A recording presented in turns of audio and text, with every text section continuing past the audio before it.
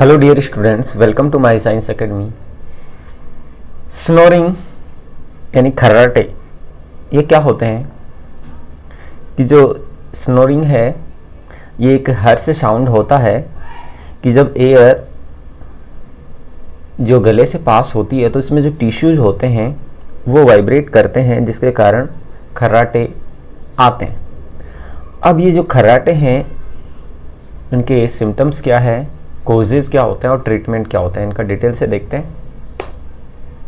कि जो स्नोरिंग में क्या होता है कि जैसे जनरली ब्रीदिंग कर रहे हैं तो उस कंडीशन में जो हमारा गला होता है उसमें एक पार्ट होता है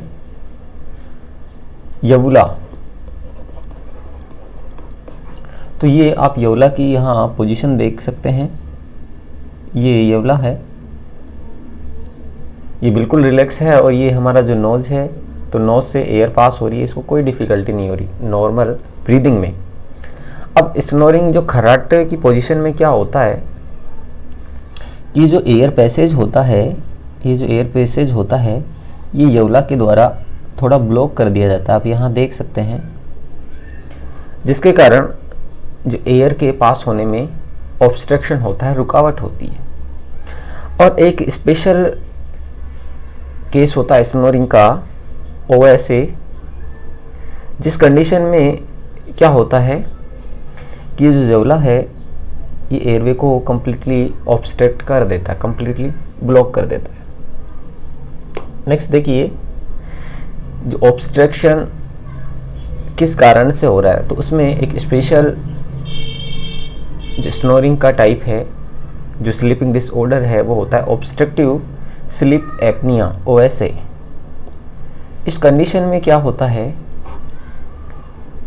कि जो सभी तरह के जो खर्राटे होते हैं वो OSA नहीं होते, तो इसकी आप सिम्टम से पहचान कर सकते हैं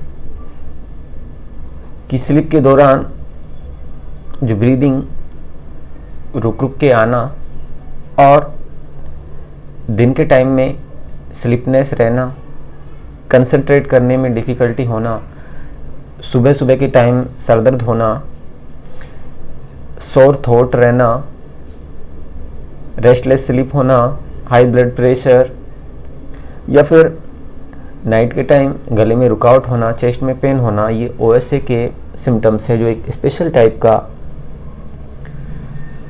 स्नोरिंग है। इसमें जो 80% जो पीपल होते हैं कि जो 80% पीपल होते हैं जो OSA से प्रभावित होते हैं, वो सफ़र करते हैं कि इनकी पेन में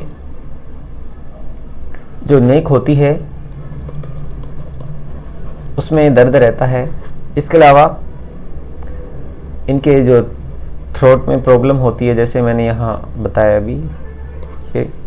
इसके अलावा इनकी जो हार्ट रेट होती है इरेगुलर हो जाती है,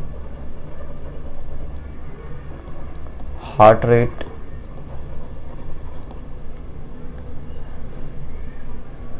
ये ऐसे है। अब जो जनरली स्नोरिंग है, खर्राटे हैं, उनके मेनली कुछ जो फैक्टर्स होते हैं जिनके कारण ये होता है, ये डिपेंड करता है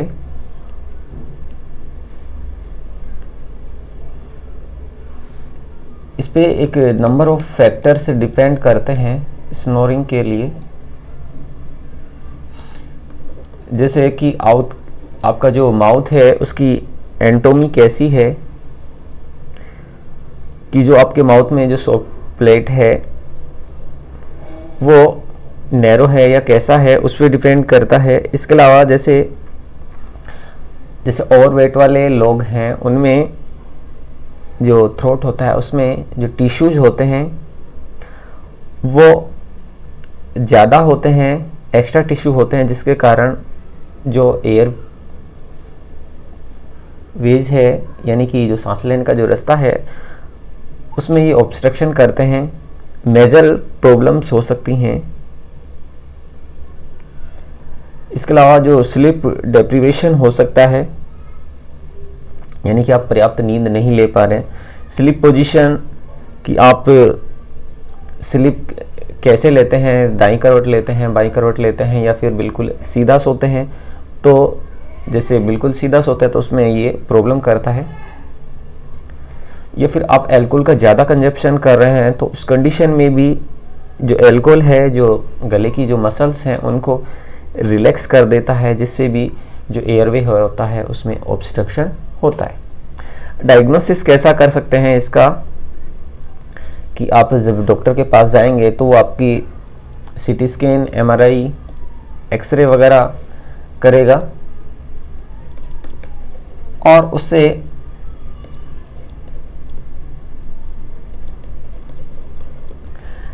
आपकी जो स्लीप साइकिल है उसकी स्टडी करता है, और स्लीप साइकिल की स्टडी करने के बाद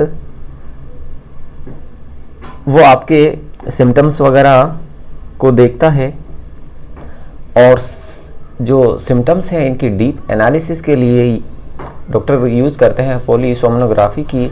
इस कंडीशन में आप देख सकते हैं कि जो काफ़ी जो ऑर्गन्स हैं अलग अलग, वहाँ से मशीन से कनेक्ट कर दिया जाता है, अलग अलग जगह से सेंसर लगा दिए जाते हैं, और इससे जो ब्रेन की वेव्स हैं उनकी स्टडी की जाती है। आई मूवमेंट है, जो रैम होती है, रैपिड आई मूवमेंट, उसकी स्टडी की जाती है। ब्रीदिंग रेट है उसकी स्टडी की जाती है, हार्ट रेट है उसकी स्टडी की जाती है। इसके अलावा जो ब्लड ऑक्सीजन लेवल है उसकी स्टडी की जाती है। उस बेसिस पे डॉक्टर ऑब्जर्व करके फिर इसका ट्रीटमेंट करता है। नेक्स्ट, इसका ट्रीटमेंट के लिए क्या यूज़ कर सकते हैं कि ओरल अप्लायंस का यूज़ कर सकते हैं। डॉक्टर आपको सजेस्ट करता है एक फिटिंग डेंटल माउथ पीस के लिए, कि जो क्या करता है कि ये जो हमारे जबड़े होते हैं उसमें जो लोअर जा होता है उसको आगे रखता है, ताकि ये जो एयर पैसेज है, एयर पैसेज जो एयर के पास होने में किसी तरह का ऑब्स्ट्रक्शन ना करे। इसके अलावा एक यूज़ करते हैं CPAP यानी कंटिन्यूस पॉजिटिव एयर प्रेशर। इसमें एक मास्क जैसे आपके माउथ और नोज़ पे लगा दिया जाता है, जिससे जो एयर को प्रेशराइज किया जाता है। इसके अलावा एक अपर एयरवे सर्जरी करते हैं कि जो गले में अगर जैसे टिश्यूज वगैरह जो ऑब्स्ट्रक्शन करते हैं उनको सर्जरी से निकाल दिया जाता है। तो ये बात रही ट्रीटमेंट की। इसके अलावा जो डॉक्टर है आपको कुछ लाइफस्टाइल चेंजेस के लिए और होम रेमेडीज़ के लिए सजेस्ट करता है कि यदि आप ओवरवेट हैं तो आप अपना वेट लॉस करें। इसके अलावा जो आपका स्लीप पोजीशन है उसको चेंज करें, क्योंकि आप जैसे एक करवट में लेके सोते हैं तो उस कंडीशन में आपको स्नोरिंग की प्रॉब्लम कम होती है। आप जब बैक साइड सोते हैं तो उस कंडीशन में आपको ज़्यादा प्रॉब्लम होती है। इसके अलावा अपना जो बेड है उसको हैंड की तरफ से थोड़ा ऊंचा रखें, या फिर आप पिलो का यूज़ कर सकते हैं कि जो आपका हेड है वो 4 इंचेस ऊंचा होना चाहिए। इसके अलावा नेसल स्ट्रिप्स का यूज़ कर सकते हैं कि आपकी जो नेसल्स है वो क्लियर रहे, कि एयर में कोई ऑब्स्ट्रक्शन ना हो। या फिर आप नेसल डायलेटर का यूज़ कर सकते हैं। इसके अलावा आप ट्रीटमेंट नेशल कॉन्जुगेशन का यूज़ कर सकते हैं। ये क्या करेगा कि जो आपको ब्रीदिंग है वो माउथ से ना हो, उसके लिए आपको फोर्स करेगा। इसके अलावा अल्कोहल को अवॉइड करें, क्योंकि अल्कोहल के अवॉइड करने से आपकी जो थ्रोट के जो टिश्यूज़ हैं वो रिलैक्स हो जाते हैं, उससे स्नोरिंग की प्रॉब्लम बढ़ सकती है। Thanks for watching.